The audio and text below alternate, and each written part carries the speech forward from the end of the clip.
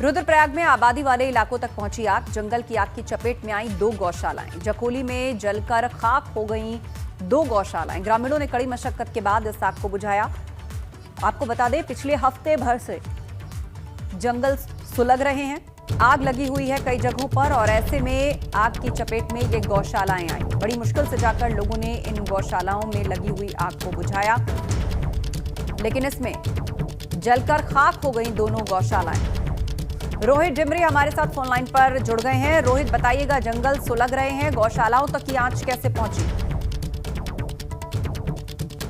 बात करेंगे, यहाँ पर करीबन 1 हफ्ते के भीतर काफी नुकसान वन संपदा को हो गया। कल देर की बात है, कल देर शाम को यहाँ पर एक पुरोली गांव पड़ता है, तो यहाँ पर नजदीकी क्षेत्र में जब आग लग रही थी तो वन विभाग को सूचना देने के बाद भी कोई कार्रवाई नहीं की गई, जिसके बाद जो आग है वह हवा की तरफ तेजी से फैलते गए और आबादी वाले क्षेत्र में पहुंची, जिसके बाद जो 2 गौशालाएं हैं जंगल के पास में वह जल के राख हो गई। इसमें कह सकते हैं कि कोई जानवर को नुकसान तो नहीं हुआ। इस दौरान जो ग्रामीण थे उन्होंने किसी तरह जानवरों को बाहर निकाल दिया, पर लेकिन जो उनकी गौशालाएं हैं जिसमें वो अपने जानवरों को मवेशी को रखते हैं वह जलकर राख हो गए हैं। इसके अलावा आबादी वाले क्षेत्र में भी जो आग है पहुंच रही है, पर वन विभाग ऐसा सोया हुआ है कि कोई भी कार्रवाई यहाँ पे नहीं कर रहा है। जी, जानकारी के लिए शुक्रिया।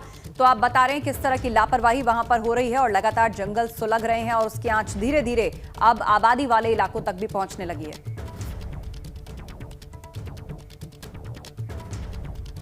वहीं सीएम त्रिवेंद्र सिंह रावत ने डोईवाला के बद्रीपुर का दौरा किया है। इस दौरान सीएम ने करोड़ों की विकास योजनाओं का लोकार्पण किया। सीएम ने पेयजल नलकूप निर्माण के साथ कई योजनाओं का लोकार्पण किया। डोईवाला के बद्रीपुर में सीएम का दौरा और इस दौरान उन्होंने करोड़ों की योजनाओं का लोकार्पण किया, जिसमें पेयजल नलकूप निर्माण की योजनाएं अहम हैं।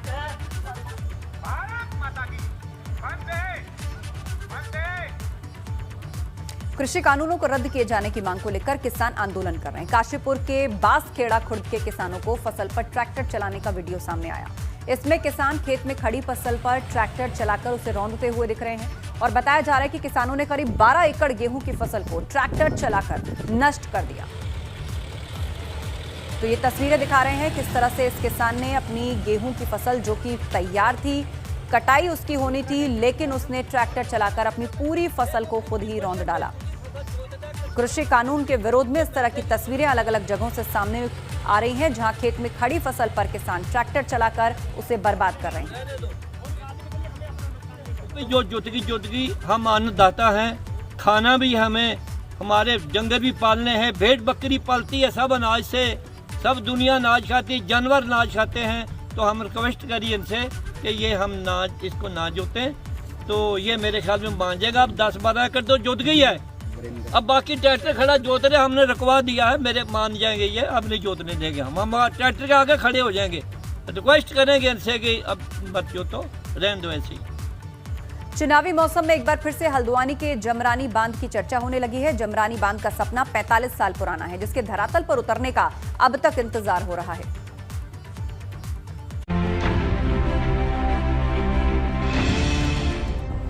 जमरानी बांध परियोजना का चिन्ह चुनावी मौसम में एक बार फिर से कब्र से बाहर निकल आया है। सीएम ने उम्मीद जताई कि अगले कुछ महीने में जमरानी बांध पर काम शुरू हो जाएगा। जमरानी पर 2700 करोड़ रुपया ये भारत सरकार ने स्वीकृत किया और एडीबी को फंडिंग के लिए उसके लिए नामित। 45 साल पहले जब परियोजना को मंजूरी मिली थी तब इसकी लागत 61 करोड़ रुपए थी, मगर अब इस परियोजना पर करीब 2700 करोड़ के आसपास खर्च होंगे।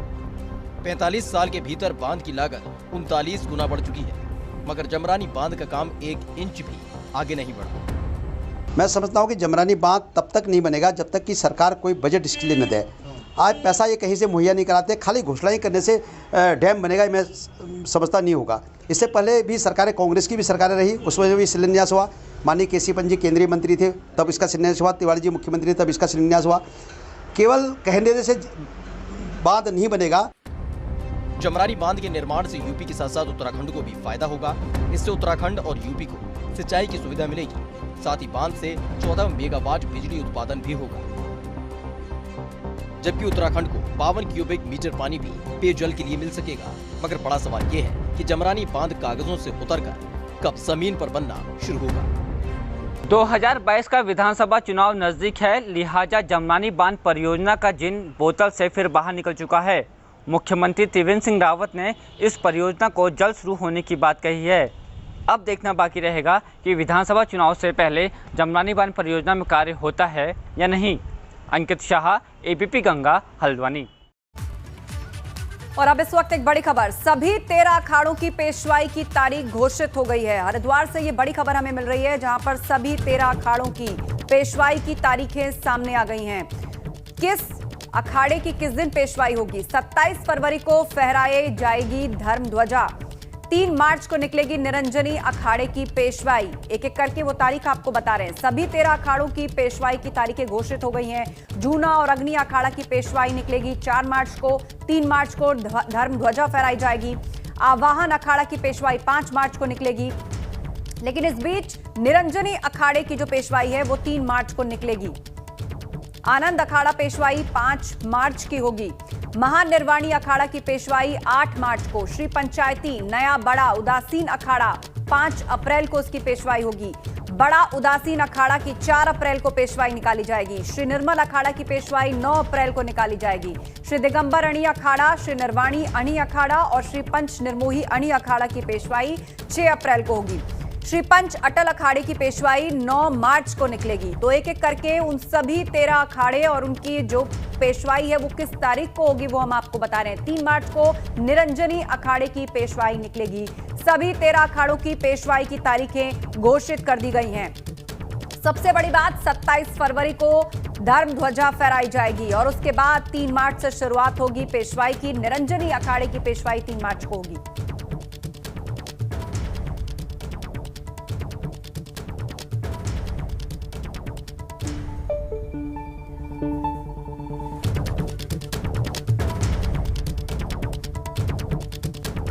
तो बड़ी खबर इस वक्त हरिद्वार से आ रही है। कुंभ में सभी अखाड़ों की पेशवाई की तारीखें घोषित हो गई हैं।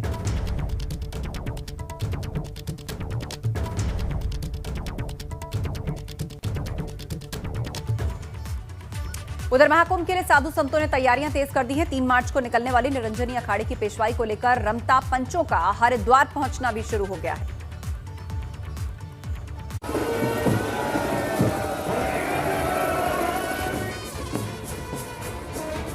महाकुंभ को लेकर धर्म नगरी हरिद्वार में संतों की टोलियां पहुंचने लगी हैं। भगवा वेशभूषा में संतों की ये टोली धर्म नगरी के भक्तिमय माहौल में आस्था का रंग और गाढ़ा कर रही है।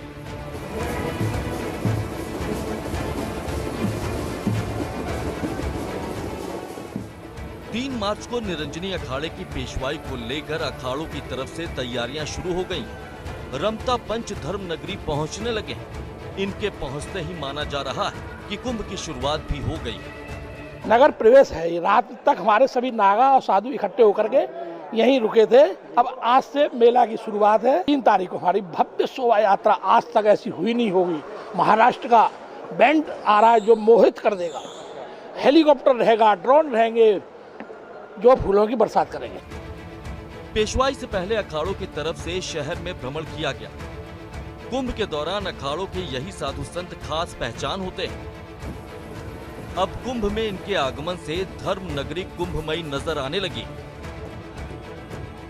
3 मार्च को पेशवाई की निकाली जाएगी। उस वक्त हजारों की संख्या में साधु संत मौजूद रहेंगे। तमाम जो तैयारियां हैं वो चल रही हैं, लेकिन बार बार ये कहा जा सकता है कि जो कोरोना के नियम है, जो SOP जारी की है, उसका पालन कराना जिला प्रशासन और पुलिस प्रशासन के लिए बड़ी चुनौती साबित हो सकता है। हरिद्वार से अपने सहयोगी संजय कुमार के साथ पंकज राणा, ABP गंगा। तो एक तरफ साधु संत कुंभ की तैयारियों में जुटे हैं, तो वहीं गंगा भी कुंभ के लिए पूरी तरह से तैयार है। गंगा सभा ने धर्म ध्वजा के साथ पेशवाई निकाली, जिसमें हजारों की संख्या में तीर्थ पुरोहित और पंडित शामिल हुए। गंगा सभा ने हर की पैड़ी पर धर्म ध्वजा स्थापित करके शांति का संदेश दिया।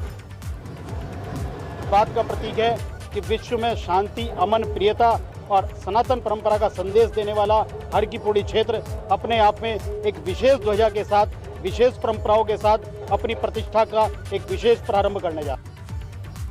हरिद्वार में महाकुंभ के लिए रमता पंचों का आगमन शुरू हो गया है। अखाड़ों में रमता पंचों के आने के बाद कुंभ की शुरुआत विधिवत रूप से मान ली जाती है, मगर धर्म नगरी में संतों के ठहरने के लिए की गई व्यवस्थाएं जो हैं उनसे संत नाखुश हैं। उनका कहना है कि सरकार ने कुंभ को लेकर किसी भी तरह की व्यवस्था नहीं की, जबकि केंद्र सरकार से इसके लिए अच्छा खासा बजट भी मिला हुआ है। 12,000 करोड़ रुपया सेंट्रल गवर्नमेंट ने लिया कुंभ मेले के लिए। आज तक क्या व्यवस्था दी आप हमको? 380 करोड़ रुपया 2018 में आ चुका था आपके अकाउंट में, पीडब्ल्यूडी डिपार्टमेंट में। कहाँ गई सड़कें, कहाँ गई रोडें, क्या व्यवस्था है? क्यों गए थे हमारे पास 19 में आप निमंत्रण देने के लिए? हम आपको साथ भी दे सकते हैं और बचा भी सकते हैं। देश के कुछ राज्यों में एक बार फिर से जिस तरह से कोरोना बढ़ रहा है, उससे उत्तराखंड की भी चिंता बढ़ गई है। दरअसल हरिद्वार में कुंभ जैसा बड़ा आयोजन होने जा रहा है। ऐसे में चिंता इस बात को लेकर कि इतनी भीड़ के दौरान कोरोना की गाइडलाइंस का पालन कैसे होगा। इस पर मुख्य सचिव का कहना है कि इसके लिए सरकार गंभीर है। आईजी महाकुंभ संजय गुंजाल ने कहा कि जो भी एसओपी जारी की गई है उसके मुताबिक ही काम होगा। चुनौती से निपटने के लिए व्यवस्थाएं हैं, फिर भी भारत सरकार के गाइडलाइंस की हम प्रतीक्षा कर रहे हैं। हम अपने स्तर पर प्रतिबंधित नहीं कर सकते। प्रथम शाही स्नान जो कि महाशिवरात्रि है वो 11 मार्च को है और ये परंपरागत रूप में सन्यासी अखाड़ों का ये शाही स्नान है। तो इसमें जितने भी कुंभ अवधि के दौरान या जो नोटिफिकेशन के बाद जिस तरह की व्यवस्था रहती है वो पूरी व्यवस्था सारी रहेगी। और इसमें चाहे पुलिस बल को लेके हो या मजिस्ट्रेट और जितने भी हमारे जो अन्य व्यवस्था जो प्रथम शाही स्नान में किया जाता है उसमें कहीं भी किसी स्तर पे कोई कमी नहीं किया जाएगा। और अब एक बड़ी खबर जोशीमठ से। पूर्व केंद्रीय मंत्री उमा भारती तपोवन पहुंची हैं। तपोवन और रैनी गांव जाकर आपदा और राहत कार्य का जायजा लेंगी। आपदा प्रभावितों से मिलकर उनकी बात सुनेंगी। तो तपोवन पहुंची उमा भारती। यहाँ के रैनी गांव के पास जो आपदा आई उससे राहत का जो काम है वो कहां पर पहुंचा है, लोगों की क्या समस्याएं हैं, उनसे बातचीत करेंगी। 7 फरवरी को जोशीमठ में आपदा आई थी। तपोवन में जो टनल है वहां पर लोग फंसे हुए थे, काफी तबाही हुई थी। मलबा निकालने का काम अब भी चल रहा है और ऐसे में उमा भारती अब वहां पर पहुंची हैं और आपदा पीड़ितों से भी वो मुलाकात करेंगी। आज उत्तराखंड को मिलेंगे 2 बड़े तोहफे। देहरादून हरिद्वार नेशनल हाईवे केंद्रीय मंत्री नितिन गडकरी इसकी सौगात देंगे। थोड़ी देर में यह कार्यक्रम होने वाला है। त्रिवेंद्र सरकार और केंद्र की मदद से यह हाईवे तैयार हुआ है। आज से होगा पूर्णागिरी जनशताब्दी ट्रेन का भी आगाज। चंपावत के टनकपुर रेलवे स्टेशन से दिल्ली के लिए ट्रेन केंद्रीय रेल मंत्री पीयूष गोयल वर्चुअली जुड़ने वाले हैं। ये ट्रेन अब शुरू हो जाएगी। तो 2 अहम तोहफे आज उत्तराखंड को मिलने जा रहे हैं। एक तो देहरादून हरिद्वार नेशनल हाईवे, दूसरा पूर्णागिरी जनशताब्दी ट्रेन। इसका भी तोहफा मिलने जा रहा है। तो ये 2 बड़े तोहफे, ये 2 बड़ी सौगातें आज उत्तराखंड को मिलने जा रही हैं। अब से थोड़ी देर बाद इसका कार्यक्रम शुरू होने जा रहा है। रेल मंत्री पीयूष गोयल वर्चुअली इस कार्यक्रम में जुड़ेंगे। बढ़ते हैं अगली खबर की ओर। उत्तराखंड में भगवान शंकर के पौराणिक मंदिरों को एक सर्किट के तहत जोड़ा जा रहा है। राज्य के पर्यटन विभाग ने शैव सर्किट तैयार किया है। देवभूमि उत्तराखंड में पांडवकालीन ऐसे कई प्राचीन मंदिर हैं जो भगवान शंकर के हैं। ऐसे में पर्यटन विभाग ने धार्मिक आस्था से जुड़े भगवान शिव के इन मंदिरों को जोड़कर एक सर्किट तैयार किया है और इस शैव सर्किट में 12 गढ़वाल मंडल और 12 कुमाऊं मंडल के शिव मंदिर हैं। शैव सर्किट जो है प्रकाशित किया है और इसमें 12 हमने गढ़वाल मंडल के और 12 कुमाऊं मंडल के प्रमुख स्थानों को लिया है, पौराणिक मंदिरों को लिया है। और ये शैव सर्किट शंकर के भक्तों के लिए बहुत ही लाभकारी होगा, पुण्यदायिनी होगा। वो लोग अपने इन तीर्थ स्थानों में जाकर भगवान शंकर का दर्शन करेंगे और अपनी मनोकामना को पूरा करेंगे। अल्मोड़ा जिले में पर्यटन को बढ़ावा देने के मकसद से इस साल पर्यटन विभाग ने नई कवायद शुरू की है। जिले में 192 होम स्टे समेत 200 से अधिक होटल रिजॉर्ट। एक तरफ लोगों को रोजगार इनसे मिल रहा है तो इससे सैलानियों का भी रुझान देवभूमि की तरफ बढ़ रहा है। इन पर्यटक स्थलों में करीब 20,000 पर्यटकों के ठहरने की व्यवस्था की गई है। उधर पौड़ी में लोगों को मूलभूत सुविधाओं की कमी से जूझना पड़ रहा है। बावजूद इसके जनप्रतिनिधियों का ध्यान ग्रामीणों की समस्या पर नहीं है। पेयजल संकट से जूझ रही ग्रामीण जनता को मुख्यालय का चक्कर लगाना पड़ रहा है। स्थानीय विधायक इस समस्या का समाधान करने के बजाय गीत संगीत का सामान बांट रहे हैं। लोगों का आरोप है कि 2022 चुनाव को ध्यान में रखते हुए स्थानीय विधायक इस तरह की चीजों को देकर वोट बैंक को मजबूत करना चाहते हैं।